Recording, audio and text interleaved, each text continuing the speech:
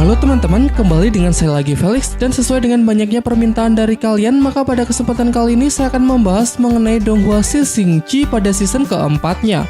Akhirnya setelah menunggu hampir setahun, kisah Sun Wukong bersama kawan-kawannya kini telah kembali dilanjutkan. Mungkin bagi sebagian dari kalian yang lupa bisa nonton ulang atau maraton Donghua Shixing-ji dari prequel, season 1, season 2, dan season ketiganya yang juga sudah pernah diupload di channel ini agar kalian tidak gagal paham saat mengikuti kelanjutannya. Tapi bagi kalian yang malas, di sini saya juga akan memberikan sedikit rangkumannya, dan bagi yang ingin langsung ke pembahasan Shixing-ji season keempatnya, silahkan langsung loncat ke menit berikut.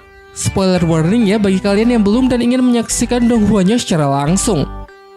Pada prequel berdurasi 1 jam menceritakan mengenai asal-usul Sun Wukong serta konflik utama yang akan dihadapi. Pada awalnya Sun Wukong adalah seekor siluman kera yang tinggal di bumi dan menjadi raja dari para kera di sebuah tempat bernama Gunung Huakuo. Sampai suatu hari ia bertemu dan jatuh hati dengan seorang putri kaisar bernama Suyi yang berasal dari kerajaan langit. Sayangnya kisah asmara mereka tidak mendapatkan restu semesta karena aturan langit yang mempertegas larangan hubungan antara bangsa dewa dengan makhluk bumi.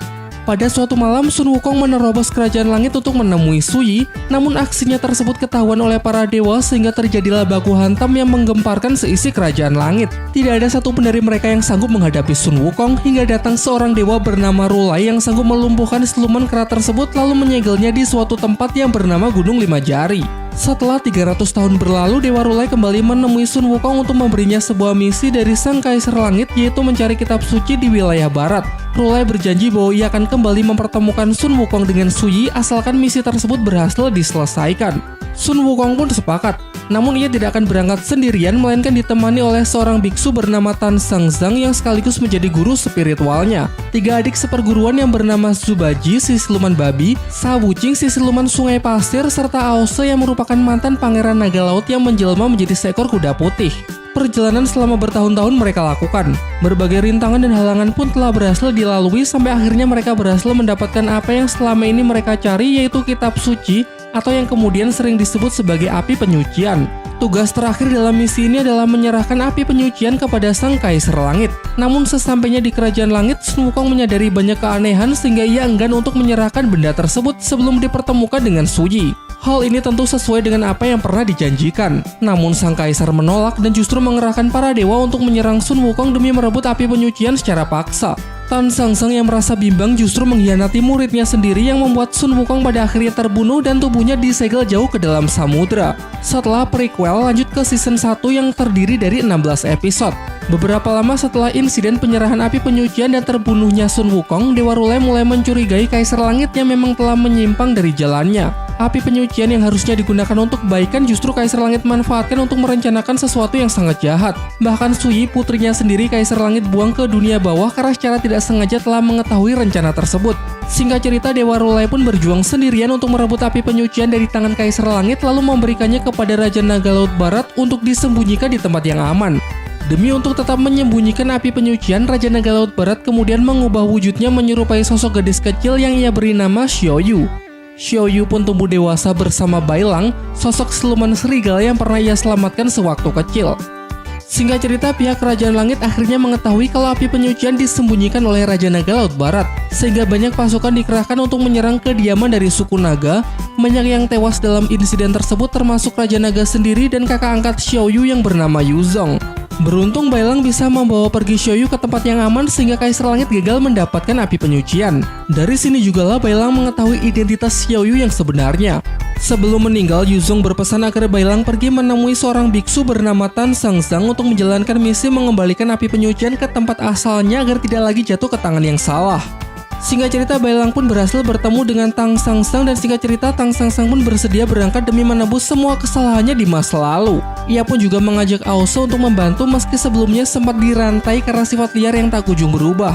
Lanjut ke season kedua yang terdiri dari 22 episode. Dalam misi ini, Biksu Tan Sangzang ingin kembali mengumpulkan timnya, mendatangi suku babi untuk mengajak Zubaji dan bertemu dengan Sa Wuqing yang ingatannya sempat dihapus oleh seorang dewa pasca insiden pembunuhan Sun Wukong. Tidak berhenti sampai di situ, mereka bahkan pergi ke Laut Selatan untuk membebaskan Sun Wukong yang disegel di dalam samudra. Singkatnya, Sun Wukong pun berhasil dibebaskan meski sempat terjadi baku hantam karena para prajurit langit yang dipimpin oleh Dewa Erlang mencoba menghalanginya. Dalam peristiwa itu juga datang kakak Aose dari Istana Naga Laut Timur yang kemudian membawa Aose pulang untuk diadili karena dinilai telah banyak berbuat kejahatan dan mempermalukan nama baik ayahnya.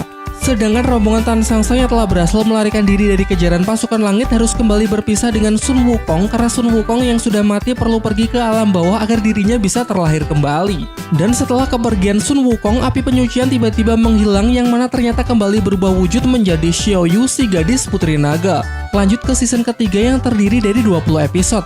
Diceritakan Sun Wukong yang telah sampai di alam bawah kembali bertemu dengan Suyi yang sekarang berprofesi menjadi Dewi Kematian setelah dibuang oleh ayahnya sendiri yaitu Sang Kaisar Langit. Di sini Suyi bertugas untuk mengantar para jiwa yang akan bereinkarnasi menuju jembatan takdir. Namun keduanya tidak bisa mengenali satu sama lain karena penampilan Suyi yang sudah sangat berbeda dan juga ingatannya juga sudah dihapus.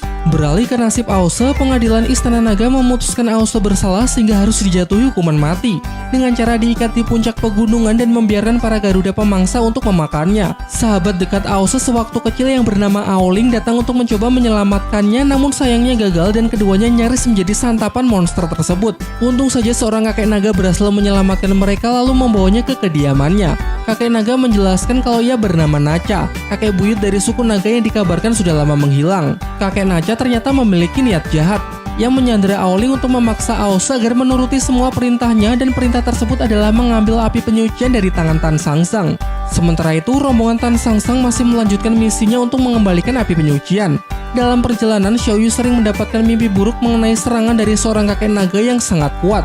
Sudah cukup jauh berjalan, mereka kini telah sampai di kerajaan Siluman Kerbau. Raja Kerbau bernama Niu Moren yang merupakan sahabat lama mereka dulu ketika perjalanan pada misi pertama. Selain menginap, rombongan Tan Sangsang juga membantu Niu Moren untuk bertempur menghadapi para siluman lebah yang sudah membuat kerajaan Kerbau menderita selama bertahun-tahun. Singkat cerita, setelah melalui pertempuran yang sangat sengit, pihak Tan Sangsang berhasil mengalahkan ratu siluman lebah sehingga kerajaan Kerbau kembali mendapatkan kedamaian. Perjalanan pun kembali dilanjutkan. Aose kembali bergabung, namun ia berpura-pura baik agar bisa menyamarkan niat jahatnya untuk mencuri api penyucian. Meski sejauh ini ia belum tahu kalau api penyucian telah berubah wujud menjadi Xiaoyu. Di Kerajaan Langit, Kaisar menugaskan dua dewa yaitu Jenderal Gerbang Barat dan Jenderal Gerbang Timur untuk menangkap Dewa Rulai yang sudah dicap sebagai pengkhianat. Singkat cerita, lokasi Dewa Rulai pun berhasil diketemukan dan terjadilah baku hantam karena Dewa Rulai yang masih menentang Kaisar Langit. Pada puncak pertarungan, tidak disangka Jenderal Gerbang Timur mengkhianati rekannya sendiri dan justru membantu Dewa Rulai untuk pergi melarikan diri karena ia mulai percaya bahwa kecurigaan Dewa Rulai mengenai Kaisar Langit yang telah menyimpang memanglah benar. Sementara itu di Kerajaan Langit, Dewa Erlang dan Dewa Sasin dikejutkan oleh bunyi lonceng besar di menara gerbang utara sebagai pertanda bahwa siluman yang sangat kuat telah terlahir ke dunia. Nah, itu tadi adalah seluruh rangkuman plot cerita Sising Chi dari prequel sampai season ketiganya. Cukup panjang tapi nggak apa-apa supaya kalian bisa lebih memahami saat mengikuti pembahasannya di season keempatnya ini. Dan baiklah, Sising Chi season keempat, kalau kalian sudah siap, mari kita mulai. Setelah meninggalkan kerajaan Siluman Kerbau, rombongan Tan Sangsang kini memasuki sebuah wilayah yang disebut sebagai Tanah Retakan Bumi. Di tempat ini dihuni banyak siluman yang haus akan darah menyerang rombongan Tan Sangsang. Meski kekuatannya tidak seberapa, jumlah siluman yang begitu banyak nampaknya cukup menyulitkan mereka. Omong-omong, Aose juga sudah kembali bergabung setelah kemarin sempat mendapatkan hukuman mati dari ayahnya dan berhasil diselamatkan oleh leluhur naga yang bernama Nacha. Di sini ia turut berjuang bersama murid-murid Tan Sangsang yang lain untuk membersihkan jalan dan masih belum menunjukkan niat jahatnya untuk mencuri api penyucian. Setelah cukup lama menghadapi pertarungan di sepanjang jalan, akhirnya mereka telah sampai di wilayah yang lebih aman. Wu Qing memperingatkan Xiaoyu agar tetap berhati-hati karena tepat di depannya adalah jurang yang tidak berdasar. Sekali terjatuh maka mustahil akan bisa kembali lagi. Wu Qing cukup tahu banyak karena ini adalah kali keduanya rombongan Tan Sangsang melewati tempat ini. Meski absen Sun Wukong, namun Tan Sangsang sangat yakin bahwa tidak lama lagi Sun Wukong pasti akan kembali. Sementara itu di Kerajaan Langit, Dewa Sasin memiliki firasat bahwa bunyi lonceng di menara gerbang utara yang baru terdengar merupakan pertanda atas kelahiran sang Raja Keras Sun Wukong. Namun Dewa Erlang sedikit ragu karena makhluk yang telah ia bunuh mustahil bisa bereinkarnasi. Namun jika saja firasatnya benar, dengan tegas ia mengatakan kalau ia tidak akan keberatan jika harus membunuhnya lagi. Di sisi lain, di sebuah pegunungan terlihat burung elang yang ternyata merupakan jelmaan dari Dewa Rulai. Sama halnya dengan kedua dewa tadi, Dewa Rulai juga dapat merasakan hadirnya kekuatan yang begitu luar biasa. Dengan menggunakan alat dewa yang disebut Pusaka Roda Langit, ia dapat mendeteksi dari arah mana kekuatan tersebut akan muncul. Terdeteksi 300 mil ke arah selatan, tepatnya di Gunung Huakuo, akan ada iblis besar yang terlahir. Untuk itu ia pun segera bergegas untuk memeriksanya. Scene kemudian berpindah ke Gunung Huaqu yang nampak jauh berbeda dari Gunung Huaqu yang pernah diperlihatkan sebelumnya. Kalau dulu terkenal dengan pemandangan gunung dan air terjun yang sangat indah, namun kini berubah menjadi tempat mengerikan yang dipenuhi dengan lelehan lava. Sekelompok siluman kera terlihat sedang memukuli kera lain. Sambil terus menahan rasa sakit, kera itu mengatakan kalau ia tidak ingin menjadi jiwa kegelapan. Dan ternyata semenjak kepergian Sun Wukong, Gunung Huaqu kini dikuasai oleh raja kera baru yang bernama Bairan. Dalam kepemimpinannya, ia mengharuskan setiap anggotanya untuk memakan daging manusia agar bisa menjadi jiwa kegelapan. Namun para kera yang dipukuli ini membangkang karena ia masih memegang teguh perintah dari raja kera Sun Wukong yang melarang mereka untuk memakan daging manusia. Seorang anak manusia dibawa ke hadapan mereka. Bairan tetap memaksa para kera pembangkang ini untuk memakannya agar bisa menjadi jiwa kegelapan. Secara perlahan kera malang tersebut mendekat tetapi tetap menolak mengingat perintah Sun Wukong yang melarang kaumnya untuk menyakiti apalagi sampai memakan orang lain. Ia pun berusaha melawan dengan memukul salah satu kera yang diperintahkan Bairan untuk memaksanya. Seketika Bairan pun menjadi emosi. Ia pun menghajar kera pembangkang tersebut sambil mengatakan kalau aturan Sun Wukong sudah ketinggalan zaman. Dan sebagai raja yang baru, ia merasa berhak untuk membuat aturan baru dan bagi kera yang tidak patuh pasti ia akan membunuhnya. Meski sudah dihajar sampai babak belur, kera tersebut justru mengatakan kalau Gunung Huaqu hanya memiliki satu raja, yaitu Sun Wukong. Di tengah-tengah keributan mereka, tiba-tiba muncul beberapa kilatan petir dari langit serta terasa guncangan gempa vulkanik, seakan ada sesuatu yang sedang memberontak keluar dari bumi. Diperlihatkan sebongkah batu vulkanik muncul dari dalam tanah. Bairan kemudian memerintahkan salah satu anak buah keranya untuk mendekati batu tersebut guna memeriksanya. Dengan ketakutan, si kera mengetuk beberapa kali batu itu menggunakan tongkatnya, namun sama sekali tidak ada respon yang membuat mereka berpikir kalau itu hanyalah bongkahan batu biasa. Namun tidak lama setelah tawa mereka, sebuah pukulan keras dari dalam batu menghantam rahang si kera yang membuatnya terpental cukup jauh. Batu tersebut kemudian meledak, melahirkan sesosok bocah kera yang pasti sudah bisa kita tebak bahwa dialah sang raja kera Sun Wukong yang telah berhasil bereinkarnasi. Tetapi seakan telah lupa ingatan, di sini ia tidak dapat mengingat apapun. Sedikit yang ia ingat hanya ketika berlarian menyusuri sebuah jembatan. Di tengah kebingungannya muncul bola-bola keemasan dari dalam tanah yang merupakan bagian dari ingatannya mengenai peristiwa 300 tahun yang lalu. Dewa Rulai, Suyi, api penyucian, dibunuh oleh Dewa Erlang, jiwa terpenjara di dasar laut, bertemu kembali dengan Tan Sang Seng dan Dewi Kematian di alam bawah, serta berlari menyusuri jembatan takdir agar bisa bereinkarnasi. Semua ingatan tersebut kemudian ia telan sehingga ia kini dapat mengingat kembali semua kejadian dalam hidupnya sebagai sang raja kera Sun Wukong, meski dalam tubuh barunya yang kini telah menyusut. Menyaksikan hal itu, Bairan segera memerintahkan anak buah keranya untuk menyeret bocah kera tersebut ke hadapannya. Namun meski dituduh anak kecil, kekuatan Sun Wukong sama sekali tidak berkurang. Ia pun memanfaatkan para kera ini untuk melemaskan otot-ototnya dan mengambil salah satu pakaian mereka untuk ia kenakan. Menyaksikan hebatnya bocah kera di hadapannya, Bairan pun percaya bahwa itu benar-benar Sun Wukong. Namun ia tidak gentar sedikit pun karena ia yakin bahwa kekuatannya sudah jauh lebih kuat semenjak pertemuannya dulu dengan Sun Wukong. Sayangnya dugaannya tersebut keliru karena ia ternyata sama sekali bukanlah tandingan dari Sun Wukong.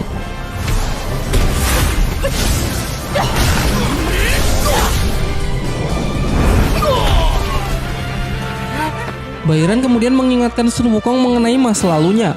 Dahulu ia hanyalah salah satu kera kecil di Gunung Huaqu yang sangat mengagumi Sun Wukong. Tetapi semenjak kepergian Sun Wukong ke Kerajaan Langit dan tidak pernah kembali, membuat para kera di Gunung Huaqu terlantar sehingga harus berjuang sendiri untuk bertahan hidup. Selama bertahun-tahun, Bairan terus memperkuat dirinya untuk membuktikan bahwa ia sanggup menggantikan Sun Wukong sebagai raja di Gunung Huaqu. Tentu saja ia tidak bisa terima jika Sun Wukong tiba-tiba kembali untuk merenggut seluruh perjuangannya selama ini. Maka dari itu ia menantang Sun Wukong untuk bertarung sampai mati demi mempertahankan apa yang sudah ia perjuangkan.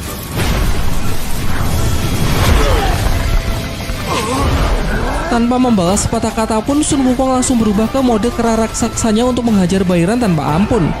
Setelah puas, Wukong menjelaskan bahwa sejak dahulu Gunung Huaqu tidak pernah memiliki musuh sehingga harusnya setelah ia tinggal, mereka semua bisa tetap hidup dengan damai tanpa ada masalah. Namun Bairan justru tergoda dengan kekuatan jahat sehingga bahkan rela terjerumus menjadi jiwa kegelapan. Bairan pun sama sekali tidak menyangkal perkataan Sun Wukong. Ia memang menginginkan kekuatan yang lebih besar dan satu-satunya jalan pintas adalah menjadi jiwa kegelapan. Untuk itulah setiap harinya ia terus memakan manusia. Sudah tidak terhitung jumlahnya dan semua ini ia lakukan agar ia bisa menggantikan posisi Sun Wukong sebagai raja di Gunung Huaqu.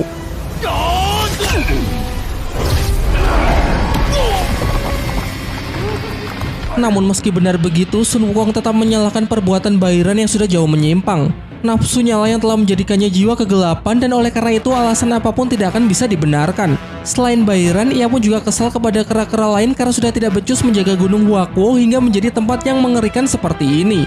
Di tengah kekesalannya datang Dewa Rula yang menyapa. Ia langsung bisa mengenali Sun Wukong karena meski wujud fisiknya berubah tetapi esensi dari jiwanya masih tetap sama. Namun nampaknya Sun Wukong tidak senang mengingat Dewa Rula yang dulu tidak muncul saat insiden perebutan api penyucian di Kerajaan Langit pada 16 tahun yang lalu. Mengenai masalah tersebut, Dewa Rula mengatakan bahwa ia akan mencari kesempatan yang tepat untuk menjelaskan semuanya. Namun saat ini ada masalah yang jauh lebih penting sehingga ia meminta agar Sun Wukong mengesampingkan masalah pribadi terlebih dahulu dan membantunya untuk menyelesaikan masalah tersebut karena ini berkaitan dengan perjalanan Tan Sang Sang serta Kerajaan Langit yang sudah berada di ambang kehancuran. Untuk itu Dewa Rulai meminta Sun Wukong agar bersedia menemaninya ke sebuah tempat yang bernama Kerajaan Asura karena di sanalah terdapat sebuah benda yang ia katakan akan dapat mengungkap seluruh kebenaran. Mengingat hal ini menyangkut nama gurunya, Sun Wukong pun bersedia untuk menemaninya dan singkat cerita mereka berdua telah sampai di perbatasan Kerajaan Asura. Dewa Rulai kemudian menjelaskan mengenai benda yang harus mereka cari. Diceritakan pada 300 tahun yang lalu di tempat ini terjadi pertempuran yang sangat dahsyat antara pasukan Kerajaan Langit melawan pasukan Kerajaan Asura. Kala itu Sang Kaisar Langit bertempur menggunakan sebuah pedang yang melambangkan keadilan, namun di akhir pertempuran pedang tersebut tertinggal di kota terbengkalai di Kerajaan Asura yang memang menjadi medan peperangan. Menurut Dewa Rulai, jika kita bisa mendapatkan pedang itu kembali, mungkin kita dapat mengetahui bagaimana kekuatan kegelapan bisa sampai di Kerajaan Langit. Sebenarnya Sun Wukong agak malas jika berhubungan dengan Kerajaan Langit. Namun Rulai menambahkan bahwa kegelapan telah meracuni Kaisar Langit sehingga Kaisar Langit sangat berambisi untuk merebut api penyucian. Jadi jika kita berhasil mengungkap kebenaran dan berhasil menghentikan Kaisar Langit, maka secara tidak langsung juga akan membantu Tan Sang Sang untuk keberhasilannya mengembalikan api penyucian. Dewa Rulai pun kemudian menjelaskan rencananya. Nanti setelah berhasil memasuki kota terbengkalai, ia akan mencoba menarik perhatian dari para prajurit Asura, sementara tugas Sun Wukong adalah memanfaatkan kesempatan ini untuk pergi ke reruntuhan medan perang dan mengambil pedang Kaisar Langit secara diam-diam. Setelah pedang milik Kaisar Langit berhasil Wukong dapatkan, maka untuk langkah selanjutnya gulungan ini akan memberitahunya karena mungkin Dewa Rulai tidak akan kembali. Dijelaskan bahwa Raja Asura dijuluki sebagai Dewa Perang, memiliki ribuan prajurit pemberani yang percaya pada kekuatan tertinggi atau dengan kata lain masih memegang hukum rimba. Sebuah kerajaan kegelapan yang bahkan para dewa pun tidak berani untuk mengusiknya. Dalam perjalanan, sekelompok bocah melempari Sun Wukong dengan batu karena memang kerajaan Asura sangat tidak ramah terhadap orang luar, termasuk sang Raja Asura yang diketahui bernama Luo Hao. Luo Hao tinggal bersama para saudara-saudaranya yang sangat barbar. Namun berbeda dengan anak-anak lain yang sangat gemar berkelahi saat berebut makanan, Luo Hao ini adalah pribadi pendiam yang lebih suka menyendiri. Pada suatu waktu ada anak lain yang mencoba untuk menegurnya. Namun Luo Hao menanggapinya dengan nada bicara sedih dan mengatakan bahwa tidak lama lagi mereka semua pasti akan terbantai.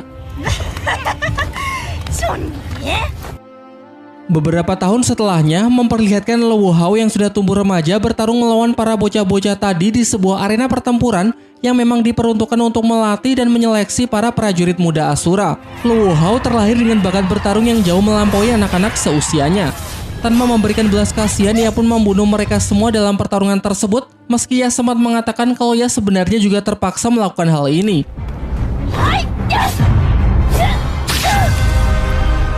Setelah pertarungan berakhir dan hanya menyisakan Luo Hao, ketua pengadilan Asura yang bernama Xin Luo Jia menghampirinya untuk memberikan ucapan selamat kepada Luo Hao sebagai salah satu prajurit Asura yang baru.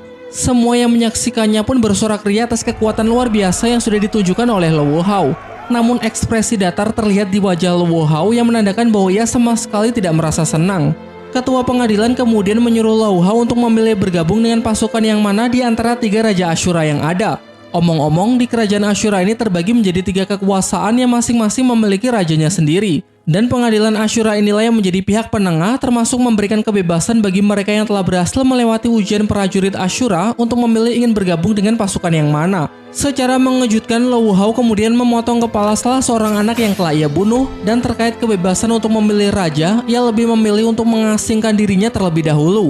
Jelas keputusannya ini membuat semuanya benar-benar terkejut karena belum ada dalam sejarahnya prajurit Asura yang menjawab demikian. Sebagian besar bahkan mengecamnya sebagai pengkhianat yang sudah mempermalukan kaumnya sendiri sehingga dinilai tidak layak disebut sebagai prajurit. Namun hal itu sama sekali tidak mengubah keputusan Luo Hao. Ia menjelaskan bahwa sistem 3 raja Asura inilah yang semakin memperlemah kekuatan dari bangsa Asura itu sendiri. 3 Tiga raja yang saling berperang menimbulkan konflik internal yang mana jika terus berlanjut maka dapat menyebabkan kemusnahan dari bangsa Ashura.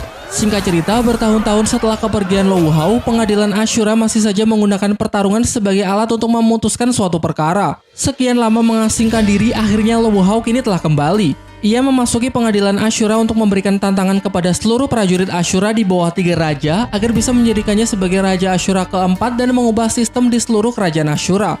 Tentu saja semua yang hadir berpikir kalau Low Hao sudah tidak waras karena belum pernah ada yang menyampaikan perkara segila itu. Para prajurit Ashura terkuat pun segera melompat ke dalam arena untuk membunuhnya. Namun Low Hao pun seketika melepaskan auranya yang sangat mengerikan untuk menunjukkan perbedaan level di antara mereka.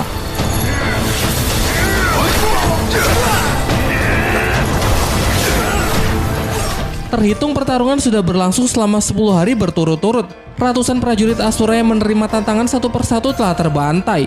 Sampai pada akhirnya tidak ada satupun penantang yang tersisa sehingga dengan ini perkara Low Hao untuk menjadikannya sebagai Raja Ashura keempat pun disetujui. Seketika banyak dari mereka yang langsung memberikan hormatnya kepada Low Hao dan bersedia untuk menjadi pengikutnya. Diceritakan semenjak hari itu, Low Hao dan tiga raja lainnya bersama-sama memerintah kerajaan Ashura. Dewa Rulai juga menambahkan bahwa dia dulu juga memiliki hubungan dengan Low Hao sehingga kedatangannya kali ini juga bisa dikatakan sebagai pertemuan dengan kawan lama. Setelah cukup dalam memasuki kota, mereka dihampiri oleh salah satu prajurit Ashura peringkat rendah yang ditugaskan untuk menjaga kota serta bertanggung jawab untuk mengatasi seluruh permasalahan dalam kota. Melihat kedatangan dari satu dewa dan satu siluman, prajurit tersebut mengatakan kalau kota terbengkalai bukanlah tempat yang bisa mereka kunjungi seenaknya. Dewa Rulai kemudian memperkenalkan dirinya dan menjelaskan kalau kedatangannya kali ini adalah untuk menemui Raja Ashura keempat, Low Hao. Diketahui bahwa prajurit ini bernama Guisa. Ia bersedia membawa mereka berdua menemui rajanya, namun ia hanya bisa mengantar kepalanya saja.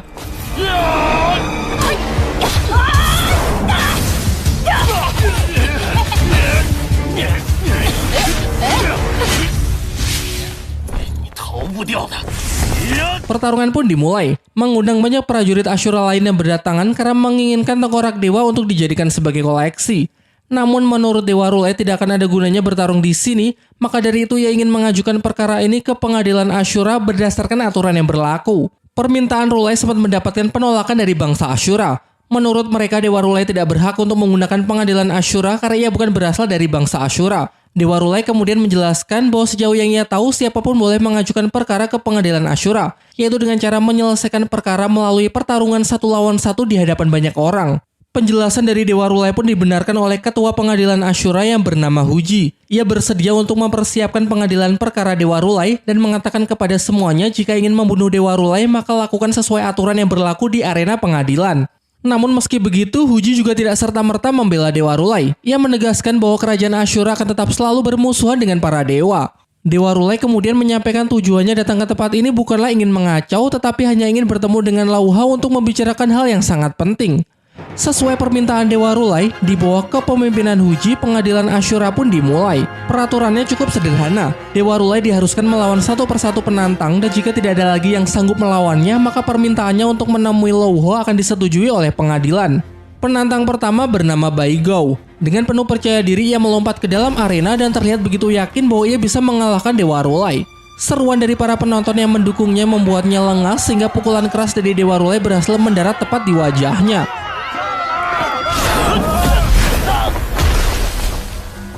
Semua yang menyaksikannya pun sontak begitu terkejut melihat prajurit Ashura yang tumbang begitu saja. Dewa Rulai yang tidak ingin membuang-buang waktu lagi meminta kepada penantang berikutnya agar segera memasuki arena.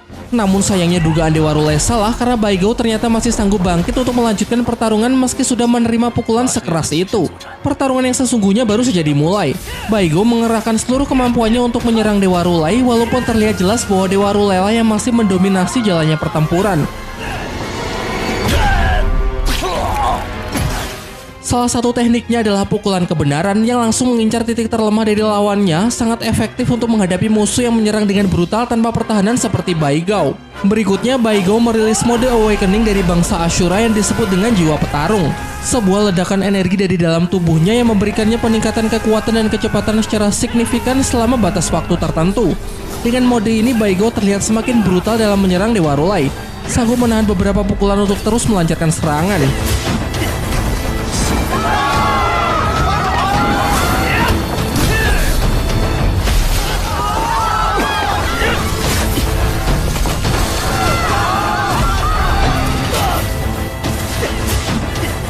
Wukong yang terpukau menyaksikan betapa serunya pertarungan mereka sempat lupa kalau ia juga mempunyai tugas tersendiri, yaitu mengambil pedang Kaisar Langit yang ditinggalkan di reruntuhan bekas medan perang. Sementara itu, Huji memerintahkan burung pembawa pesannya untuk segera menyampaikan kabar kepada Raja Ashura Lawu Hao kalau Sun Wukong dan Dewa Rulai telah datang ke pengadilan Ashura. Kita kembali fokus ke dalam arena. Dengan mode ini, Baigo mulai terlihat cukup mampu untuk mengimbangi Dewa Rulai, bahkan beberapa kali ia juga sanggup mendaratkan serangan. Pemandangan ini semakin membuat para prajurit Ashura lain bersorak ria karena mereka sangat yakin kalau Baigo pasti dapat membunuh Dewa Rulai. Namun Huji berpendapat lain. Sejauh yang ia tahu, Dewa Rulai pernah mendapatkan predikat sebagai dewa nomor 1 di Kerajaan Langit. Menurutnya dalam pertarungan ini Dewa Rulai masih menahan diri, karena jika sampai Dewa Rulai serius dan mengerahkan seluruh kemampuannya, maka Baigo sama sekali bukanlah tandingannya.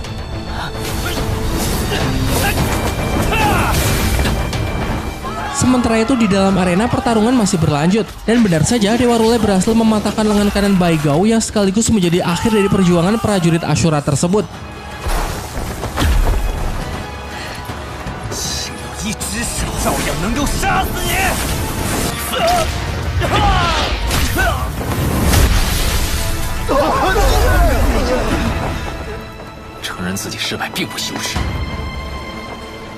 Penantang berikutnya adalah kenalan lama Dewa Rulai yang bernama Gui Tao Dao.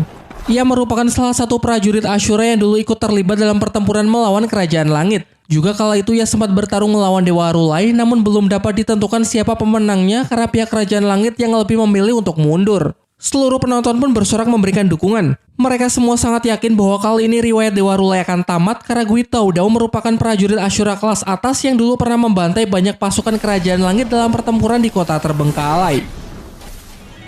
Di tempat lain diperlihatkan sekelompok bocah Ashura yang tengah berburu binatang liar di hutan. Di saat yang bersamaan, Lawu Hao sang Raja Ashura yang sedang mengawasi mereka mendapatkan kabar dari burung pembawa pesan mengenai Dewa Rulai yang kini telah tiba di Kerajaan Ashura untuk menemuinya.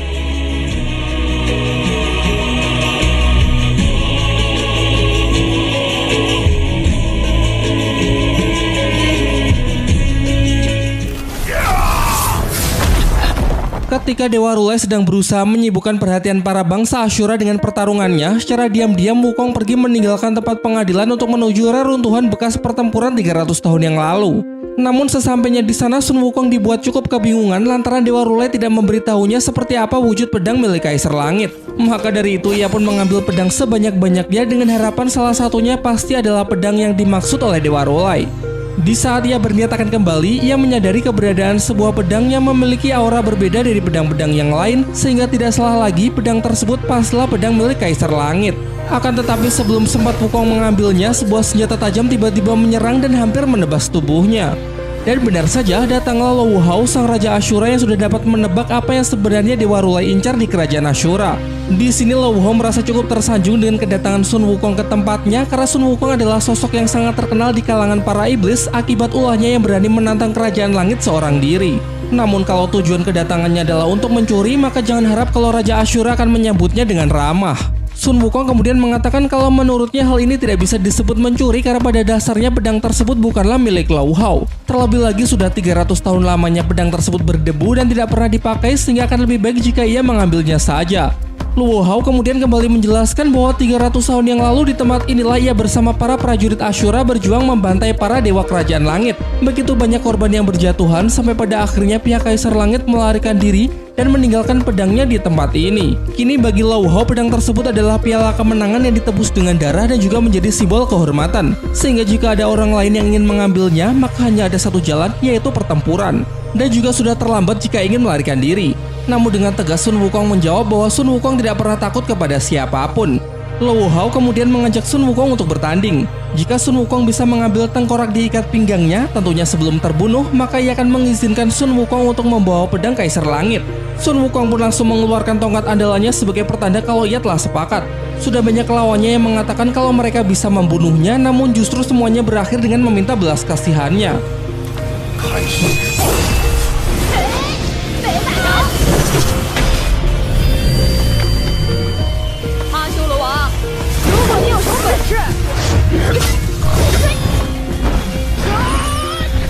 Sebagai Raja Ashura, tentu kekuatan dari Lawu Hao tidak bisa dipandang remeh.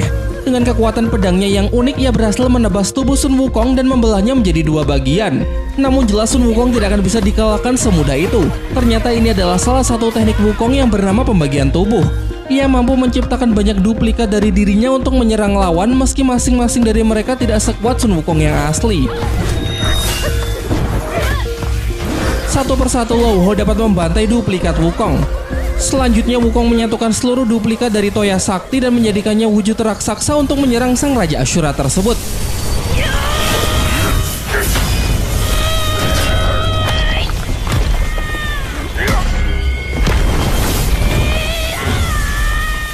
Sepertinya pertarungan telah berakhir karena Lao Ho yang terlihat sudah tidak lagi sanggup untuk bergerak. Sun Wukong menyarankan agar tidak perlu memaksakan diri dan sebaiknya menyerahkan pedang Kaisar Langit secara baik-baik.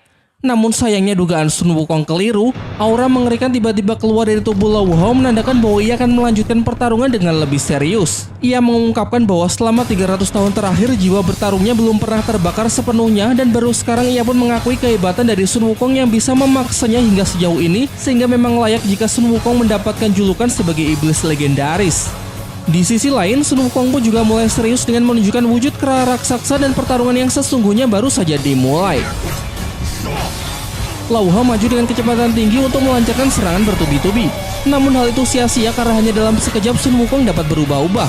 Memang sebuah teknik yang baginya benar-benar sulit untuk dipahami. Ternyata kali ini Sun Wukong mengubah dirinya menjadi ukuran yang lebih kecil. Ia tahu dari pertarungan Dewa Rulai sebelumnya bahwa ketika bangsa Ashura membangkitkan jiwa bertarung, maka fokusnya akan berkonsentrasi penuh pada pertempuran. Sehingga kesempatan inilah yang dapat Wukong manfaatkan. Ia menggunakan teknik duplikat sebagai pengalih perhatian, kemudian dirinya yang asli menyelinap ke tubuh Lao Ho untuk mengambil tengkoraknya sesuai dengan kesepakatan di awal. Jadi dengan ini Sun Wukong lah yang dinyatakan sebagai pemenang, sehingga Lao Ho harus memenuhi janjinya untuk memberikan pedang Kaisar Langit. Meski Raja Ashura tersebut dibuat sangat kesal, namun ia tidak mengingkari janji. Ia menyuruh Sun Wukong untuk mencabut pedang yang diinginkan dan menyuruhnya agar segera pergi meninggalkan kerajaan Ashura. Tetapi walaupun ia telah melepaskan Sun Wukong, ia tidak bisa menjamin kalau para Ashura yang lain akan membiarkannya. Wukong pun meyakinkan Lao Ho bahwa baginya itu tidak akan masalah karena ia sangat ahli dalam hal melarikan diri. Setelah mengembalikan tengkorak Lao Ho, Wukong bergegas naik untuk mencabut pedang dari sang Kaisar Langit. Memang ini bukanlah pedang biasa karena terlihat Sun Wukong yang cukup effort hanya untuk mencabutnya saja.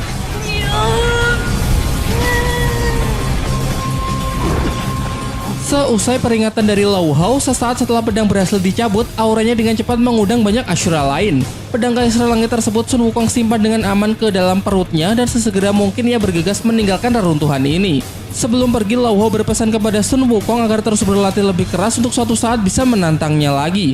Sun Wukong pun juga berjanji bahwa kelak jika mereka bertemu lagi, pasti ia bisa membuat sang Raja Ashura tersebut kewalahan.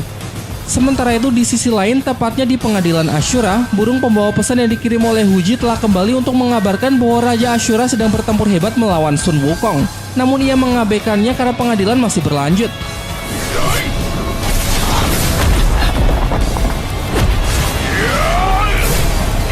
Diperlihatkan di dalam arena, Dewa Rulai yang sedang bertempur sengit melawan musuh lamanya yang bernama Gui Taodao. Prajurit Ashura ini nampaknya jauh lebih kuat dari penantang sebelumnya yang cukup membuat Dewa Rulai kewalahan. Namun Gui Taodao merasa sedikit aneh karena dulu Dewa Rulai jauh lebih kuat daripada ini. Dan benar saja karena memang Dewa Rulai sejauh ini masih menahan kekuatannya, hingga ketika ia mulai serius hanya dengan sekali pukul, prajurit Ashura tersebut pun langsung dapat ia jatuhkan.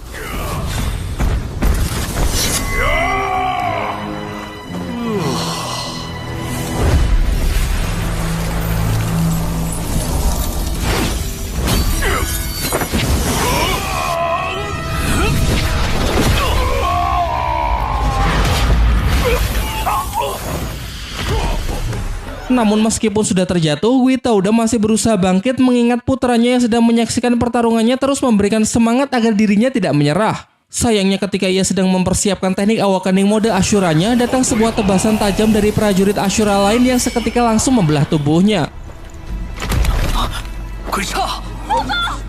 Semua yang menyaksikannya pun dibuat benar-benar terkejut. Namun bagaimanapun juga memang inilah sisi gelap dari sifat bangsa Ashura yang sesungguhnya.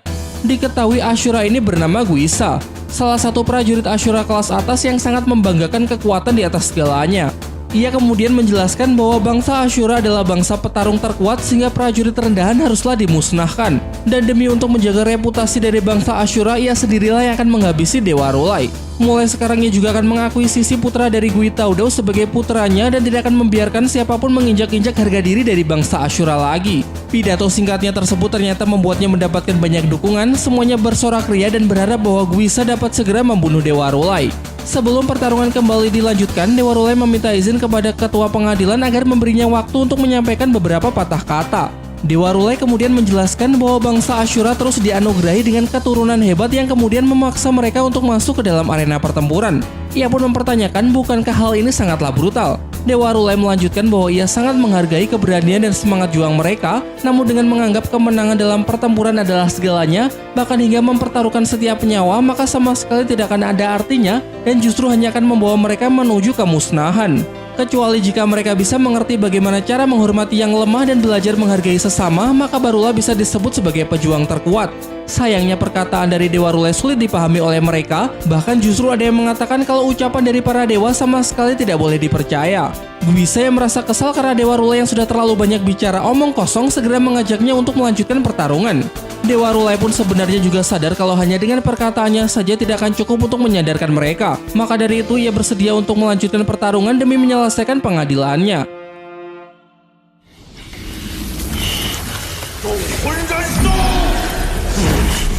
Di awal, Guise langsung merilis mode Ashuranya.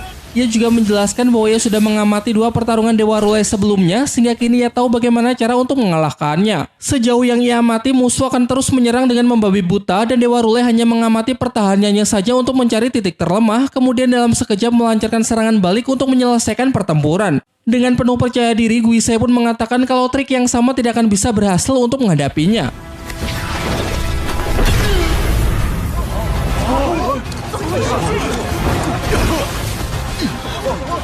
Namun sayangnya meski sudah mengetahui cara mengatasi trik dari Dewa R'lyeh, menerapkannya menjadi jauh lebih sulit.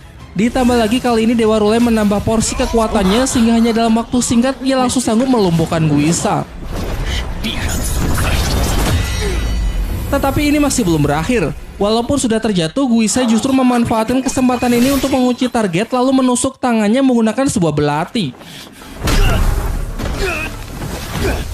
Dewa R'lyeh pun juga mengakui kecerdikan dari Guisa yang sempat membuatnya lengah. Terlebih lagi meski serangan belati tersebut tidak mengenai titik vital, namun meninggalkan efek yang membuat darah dari lukanya terus mengalir tanpa henti.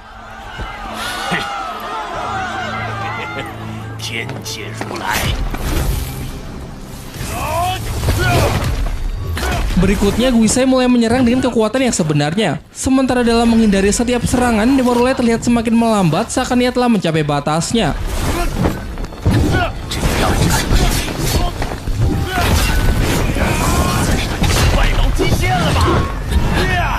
Guisa pun semakin mendominasi pertarungan, yang kemudian langsung bersiap dengan teknik terkuatnya yang ia sebut formasi kapak pelahap jiwa. Sontak seluruh penonton bersorak menyaksikan kekuatan dari Guisa yang sanggup menekan Dewa R'lyeh hingga sampai tidak bisa berkutik.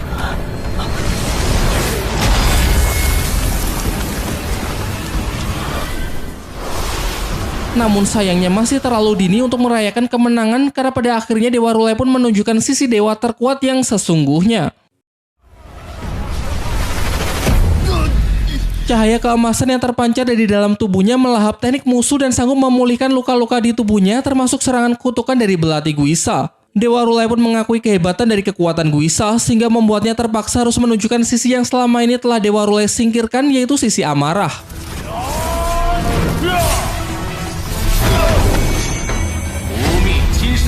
Dalam mode ini ia bahkan dapat menahan serangan Guisa hanya dengan 1 jari dan memperlihatkan teknik terkuatnya, yaitu tubuh emas keabadian.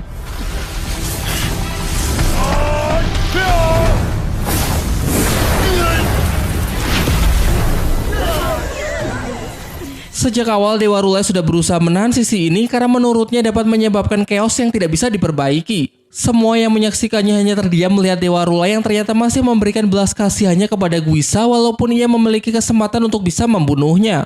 Ia kemudian kembali menjelaskan bahwa seperti yang sudah ia bilang, yaitu suatu pertarungan tidak perlu sampai mengorbankan nyawa. Kekalahan maupun kemenangan adalah hal yang biasa karena yang paling penting adalah tidak menumbuhkan kebencian di dalam hati.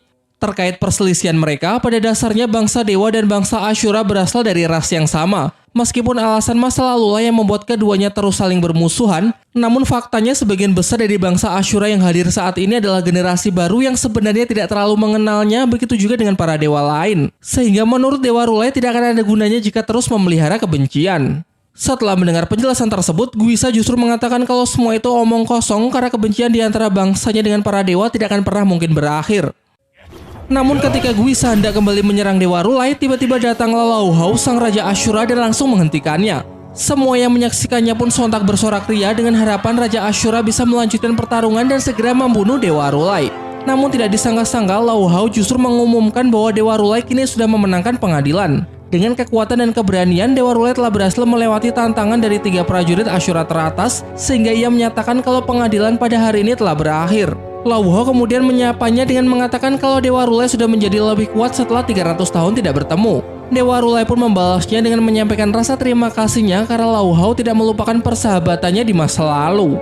Lao Hao memang masih memandang persahabatan mereka. Namun hal itu bukan berarti Dewa Rulai bisa bersikap seenaknya, bahkan sampai menyuruh Sun Wukong pergi ke reruntuhan medan perang untuk mencuri pedangnya. Tentu saja Dewa Rulai pun juga sudah tidak bisa mengelak lagi mengenai tujuan mereka berdua datang ke tempat ini adalah mengambil pedang Kaisar Langit di kota terbengkalai, meskipun dengan menghalalkan segala cara. Namun Dewa Rulai tidak bisa menjelaskan lebih rinci mengenai rencananya berikutnya karena apa yang ia lakukan saat ini tidak ada hubungannya dengan Kerajaan Langit, melainkan hanya ingin menjaga dunia agar tetap berada pada jalur yang benar. Lao Hao kemudian mengingatkan mengenai apa yang pernah ia katakan pada 300 yang lalu, yaitu jika nanti mereka bertemu lagi maka harus memutuskan siapa pemenangnya. Kemudian kita diperlihatkan flashback pertempuran antara Kerajaan Ashura melawan Kerajaan Langit pada 300 tahun yang lalu.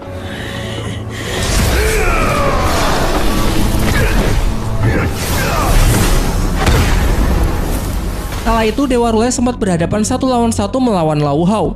Bertarung tanpa istirahat selama 10 hari, mengabaikan rasa lelah dan luka di sekujur tubuhnya. Maka dari itu Dewa Rulai memberikan saran untuk mengadakan genjatan senjata, namun hal itu tidak disambut baik oleh sang Raja Ashura tersebut yang justru mempertegas bahwa bangsanya tidak akan pernah bernegosiasi dengan para dewa.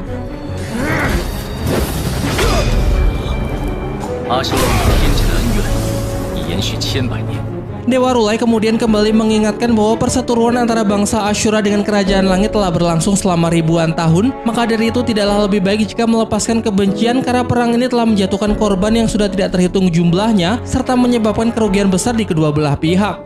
Dewa Rulai juga menawarkan sebuah solusi untuk menghapuskan tradisi membunuh di bangsa Ashura, termasuk juga tradisi saling membunuh sesamanya sendiri. Ia menambahkan bahwa bangsa yang tidak bisa melepaskan kebencian maka selamanya akan didominasi oleh kebencian tersebut. Dengan menjadikan kebencian dan balas dendam sebagai motivasi utama dalam bertempur sama sekali tidak ada artinya. Namun jika mereka bisa bekerja sama demi kelangsungan hidup seluruh makhluk, barulah bisa disebut berharga. Kala itu meski Lao Hao belum bisa sepakat dengan perkataan dari Dewa Rulai, tetapi ia cuma bisa terdiam karena ia juga tidak bisa menemukan jawaban untuk membantahnya.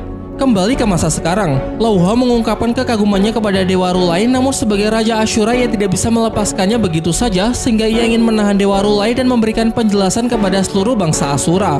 Ia pun mempertegas kalau Dewa Rulai mencoba untuk melarikan diri, maka ia sendirilah yang pasti akan memburunya.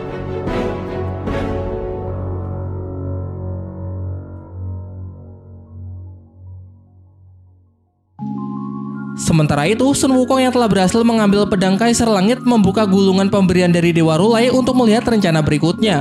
Ternyata di dalam gulungan tersebut berisi sebuah patung Buddha emas yang bisa berbicara untuk menyampaikan pesan dari Dewa Rulai. Yaitu yang pertama, ucapan terima kasih karena Sun Wukong telah bersedia menemaninya datang ke tempat ini. Namun setelah mendapatkan pedang Kaisar Langit, Sun Wukong tidak perlu menunggunya lagi dan disarankan untuk segera pergi menuju Kerajaan Langit seorang diri.